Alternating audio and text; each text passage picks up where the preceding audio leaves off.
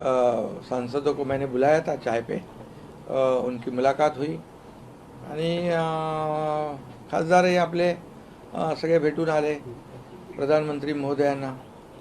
शेवटी काय त्यांना आपल्या खासदारांना देखील आपला विकास त्यांच्या मतदारसंघामध्ये करायचा आहे, त्यामुळे राज्य आणि केंद्र सरकारचा पाठबळ पाहिजेच आणि त्यामुळे हे भेटही त्यांची चांगली झाली खासदारांची। नवीन खासदारांच्या संदर्भात काही चर्चा झाली का? नवीन खासदार आता एनडीएत आता नवीन आणि जुने सगळे एकत्र झाले आणि एनडीएची ताकद वाढली, प्रधानमंत्री मोदीजींची ताकद वाढली। आता एक सातत्याने जंतर मंतरवर आंदोलनाच्या अनुषंगाने अमित शहांचा राजीनामा मागितला जातोय विरोधी पक्षांकडून, संसदेत त्यामुळे चर्चा होऊ शकत नाही। खरं म्हणजे संसद सुरू आहे, याच्यामध्ये जे काही चर्चा झाली पाहिजे ज्या विषयावर ती चर्चा करायला सरकार तयार आहे। सरकार तयार असताना देखील चर्चा होत नाही, हे दुर्दैव आहे। आणि मला वाटतं एक आठवडा होऊन गेला ना तुमचं अधिवेशन, 2 आठवडे होऊन गेले, तरीसुद्धा ज्या पद्धतीने सभागृहामध्ये चर्चा व्हायला पाहिजे तशा प्रकारची चर्चा करण्यामध्ये पक्षाला काही रस दिसत नाही। विरोधी पक्षाला फक्त बाहेर संसदेच्या आवारामध्ये राजकारण करायचं एवढंच त्यांना कळतंय आणि त्यामुळे त्यांनी सरकारच्या मंत्र्यांच्या बरोबर संसदेमध्ये विषयावर चर्चा केली पाहिजे, चर्चेला उत्तर घेतलं पाहिजे आणि ते न करता फक्त राजकारण करायचं हे दुर्दैवी आहे।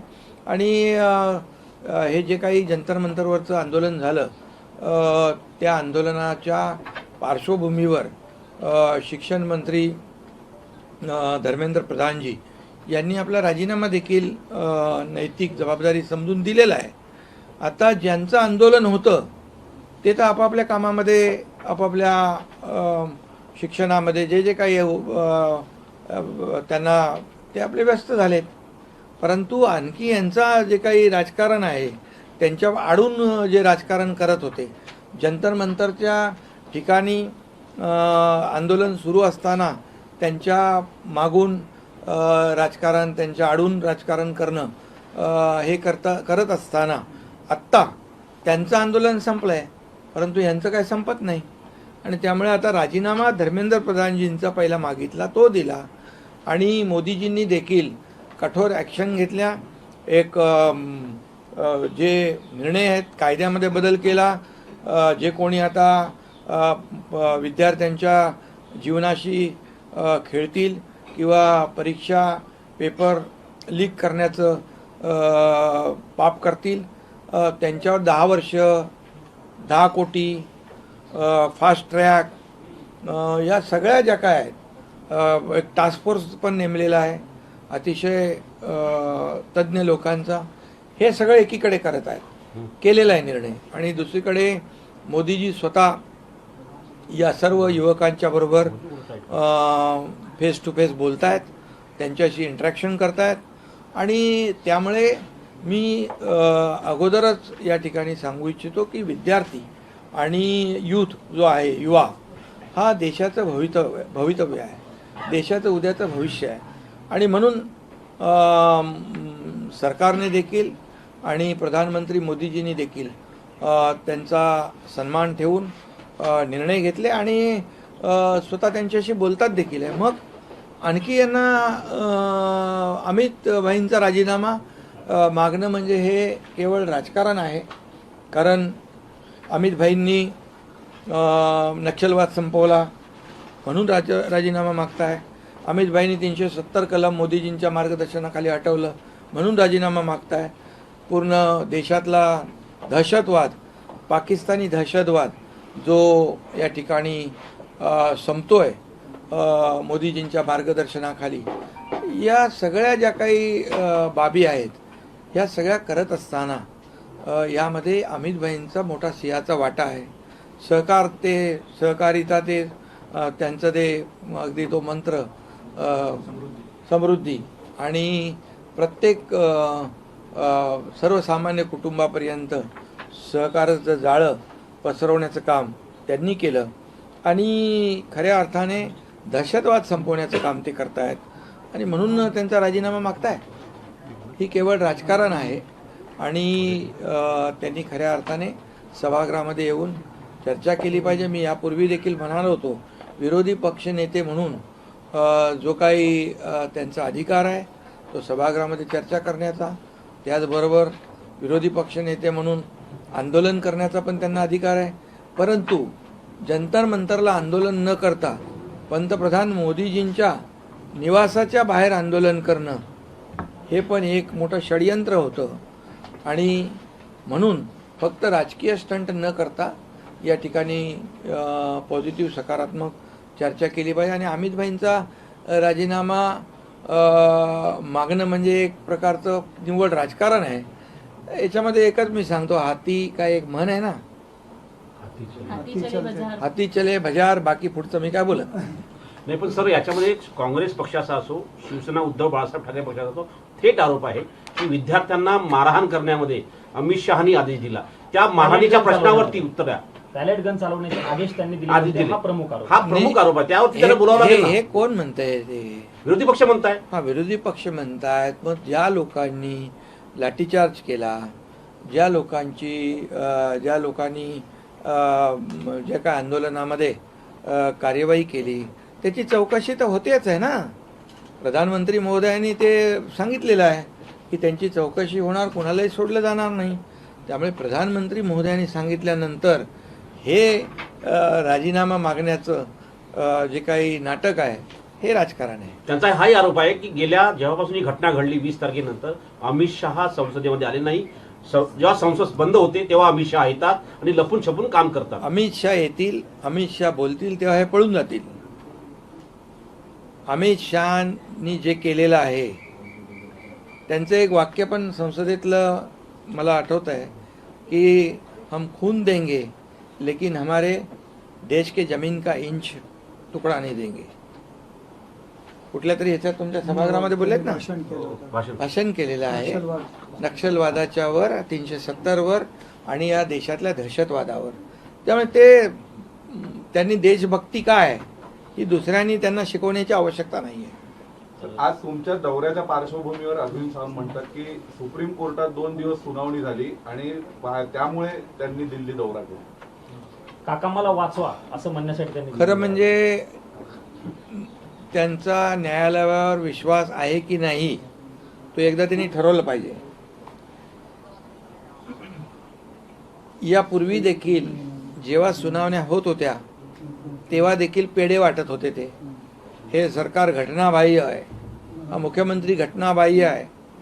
परंतु आम्ही सरकार जे स्थापन केलं होतं ते पूर्ण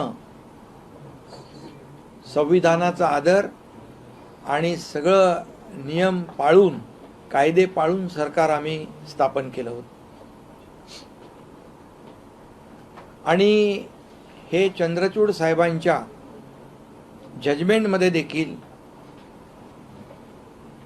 हे स्पष्टपणे त्यांनी केलेलं आहे की हे सरकार बेकायदेशीर नाही, घटनाबाह्य नाही. त्यामुळे जी कॅसेट ते अगोदर वाजवत होते तीच पुन्हा परत वाजवत आहेत. आणि त्यामुळे मी आपल्याला सांगतो की आमचं सरकार फुलप्रूफ होतं. ते सरकारचा टेन्युअर संपला, आमदारकीचा टेन्युअर संपला. आता आमदारांचं डिस्क्वालिफिकेशन मागतायत. हे कुठल्या काय म्हणतात त्याला, मूर्खाचं नाही मी म्हणत, परंतु कुठल्या काळात वावरतायत. अरे, आणि दुसरी गोष्ट, आता शिवसेना, सिम्बॉल या सगळ्या गोष्टी न्याय प्रविष्ट आहेत. आणि ज्यावेळेस चंद्रचूड साहेबांनी निकाल दिल्यानंतर हेच लोक म्हणाले होते आम्ही आता जनतेच्या न्यायालयात जाऊ आणि आम्हाला जनता न्याय देईल. काय परिस्थिती आहे त्यांची? शिवसेनेचे 60 आमदार निवडून आलेत. जनतेने पूर्णपणे आम्हाला आशीर्वाद दिला, जनतेने पाठिंबा दिला. आणि जे आरोप करत होते त्यांचे किती निवडून आले? विरोधी पक्ष नेता होणे इतके पण नाही आले.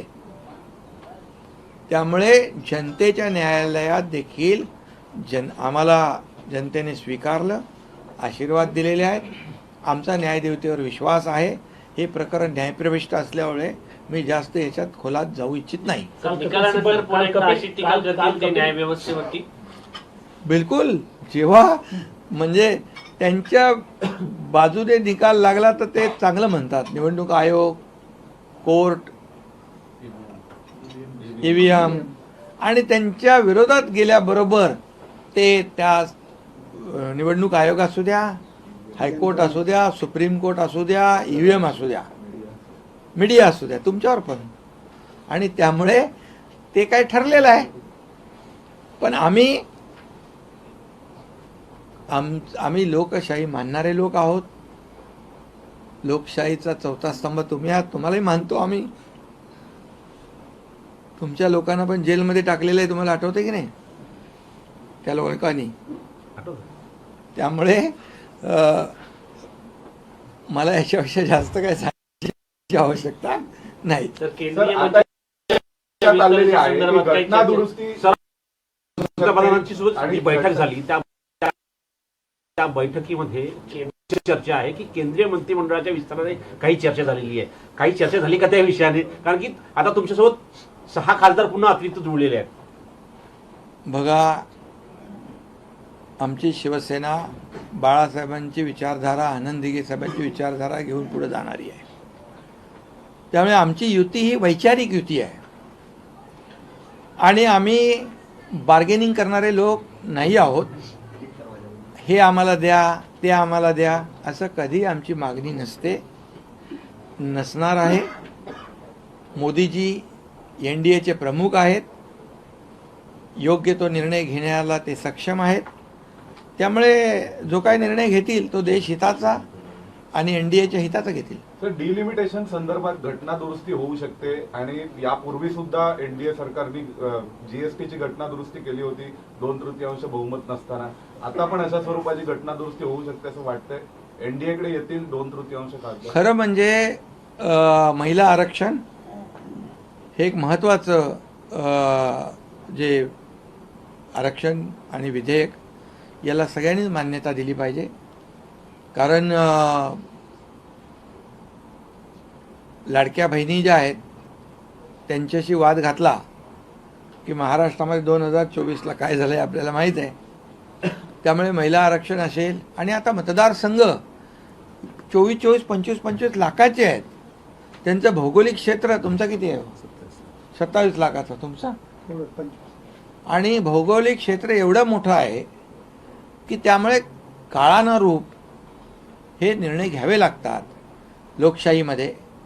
त्यामुळे हे याच्याकडे राजकीय हेतूने न बघता एक सर्वसामान्य मतदारसंघातल्या लोकांना न्याय देण्यासाठी हा विषय महत्त्वाचा आहे. त्याला सगळ्यांनी सहकार्य केलं पाहिजे. काल मनोज जरांगे पाटील यांनी पत्रकार परिषद घेतली. ती पत्रकार परिषद तुम्ही बघितली असेल. गंभीर आरोप त्यांच्याकडनं केले गेले. तुमच्याबद्दल ते वारंवार चांगलं बोलताना यापूर्वी बघायला मिळायचे. मात्र तुम्ही डबल गेम करता, तुमचा पक्ष डबल गेम करतोय असं म्हणत पक्षावर याच्या बाबतीत मी काल माझी प्रतिक्रिया दिलेली आहे आणि त्याचा झालेला गैरसमज तोही लवकरच दूर होईल. तर तुमच्यासोबत 6 खासदार आले, विकासाच्या मुद्द्यावर 6 खासदार सोबत आले होते. त्यांच्या लोकसभा मतदारसंघामध्ये आल्यानंतर काही विकास कामं सुरू झाले हो, की नाही झाले? बिलकुल झाले. तुम्ही त्या खासदारांनाच विचारलं पाहिजे. माझ्या हेलिकॉप्टरचा थोडासा जी घटना झाली ती त्यांनी ऐकल्यानंतर मला त्यांनी मी कुठे बंगालमध्ये शपथविधीला असताना विचारलं त्यांनी मला. त्यामुळे अशा या सगळ्या जे काही भेटल्यानंतर फक्तच राजकीय चर्चा होते असं नाही, पारिवारिक चर्चा देखील. हेच तर त्यांचं म्हणजे मोठेपण आहे मोदीजींचं. सर, साधारणतः ज्या पद्धतीने चर्चा सुरू आहे की एक तर महाराष्ट्रामध्ये महायुतीचं सरकार आहे.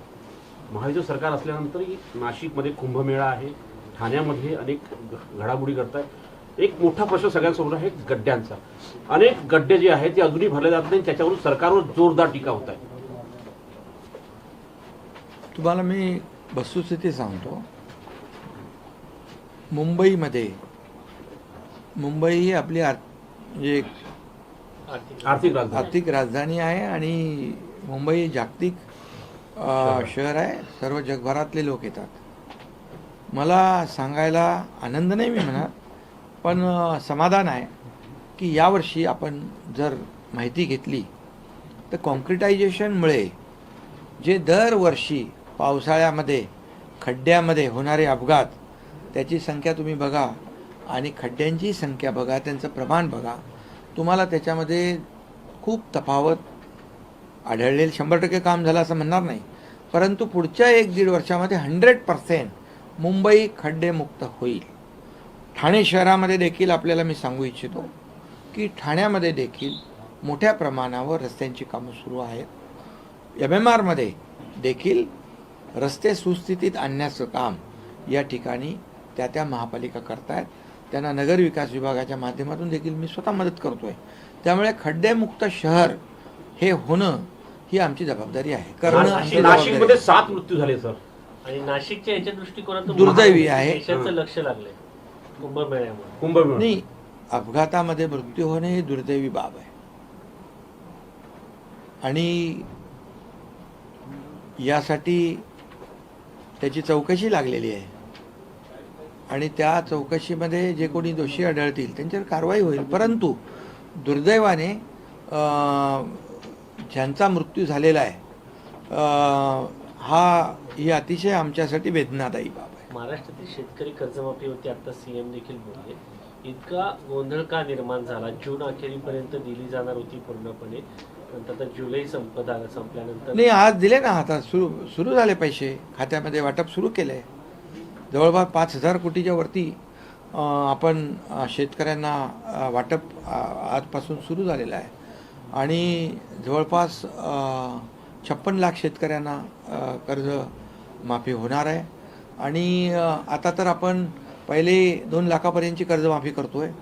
त्यानंतर दुसऱ्या हप्त्यामध्ये इन्सेंटिव्ह जो आहे तोही आपण प्रोत्साहन जो हप्ता आहे तोही देणार आहोत. त्यामुळे शेतकऱ्यांच्या पाठीशी सरकार उभा आहे. हे सरकार शेतकऱ्यांचं आहे, बळीराजाचं आहे. आणि मी नेहमी सांगतो की सरकारच्या तिजोरीवर पहिला अधिकार कुणाचा आहे तर बळीराजाचा आहे. आणि म्हणूनच मी मुख्यमंत्री असताना किंवा आता देवेंद्रजी आहेत तेव्हाही शेतकऱ्यांसाठी मदत करताना कधी आम्ही हात आकडता घेणार नाही. कारण जसं केंद्राचे 6,000 रुपये शेतकऱ्यांना दरवर्षी दिले जात होते, तसे आम्ही राज्य सरकारने देखील 6,000 रुपये देण्याचा निर्णय घेतला आणि तोही सुरू आहे. सर, पृथ्वीराज चव्हाण यांनी केंद्र सरकारवर टीका केली आहे.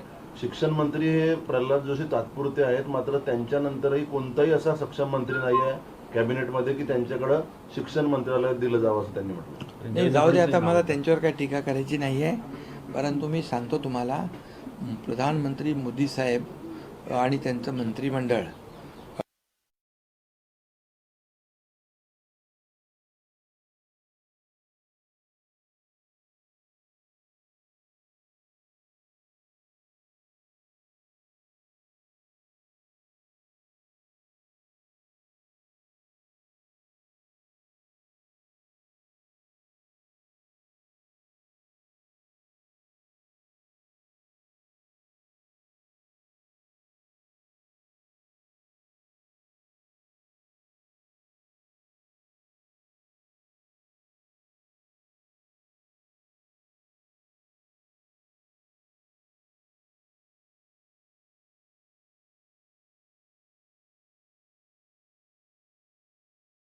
मंत्रालय दिलं जावं असं त्यांनी म्हटलं. नाही, जाऊ दे, आता मला त्यांच्यावर काही टीका करायची नाही आहे.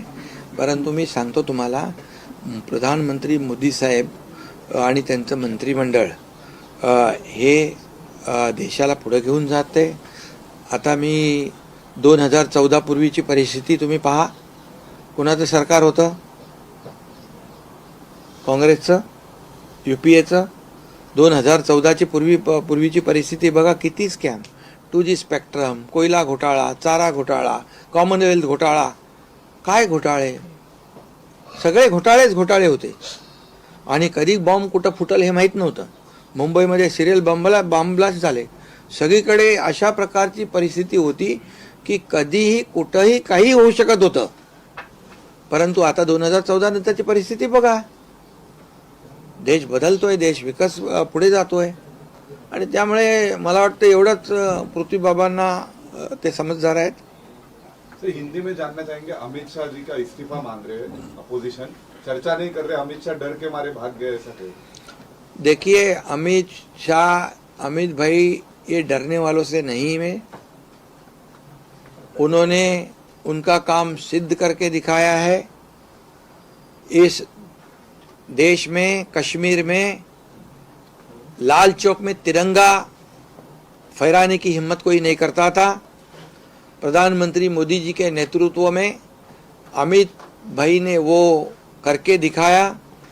आज हमारा तिरंगा वहाँ अभिमान से वहाँ पर फहराने का काम लोग करते हैं.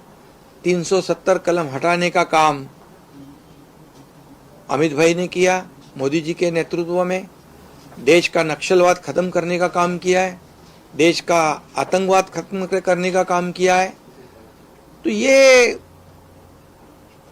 राजीनामा मांगना ये तो बिल्कुल राजनीति है. जिनका इस्तीफा मांगा था शिक्षा मंत्री का, ये युवाओं का मान सम्मान, उनकी मांग को ध्यान में रख के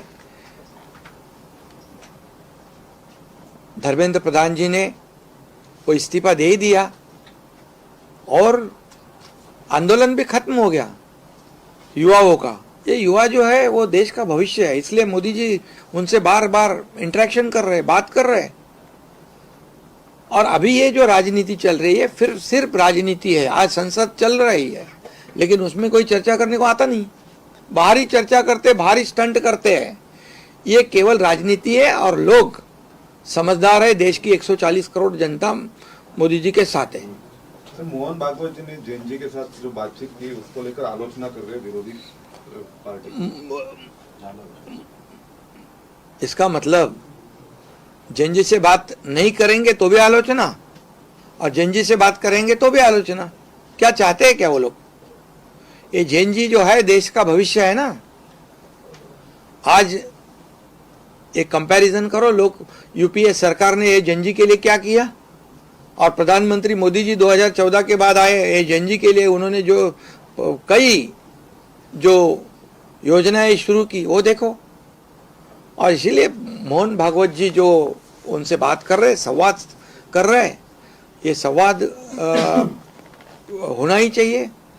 हर प्रॉब्लम का जो सॉल्यूशन जो है वो संवाद है, चर्चा है और चर्चा करनी चाहिए. अभी विपक्ष को सिर्फ राजनीति करनी है, इसलिए बोलते हैं जैन जी से बात करें, वो भी राजनीति.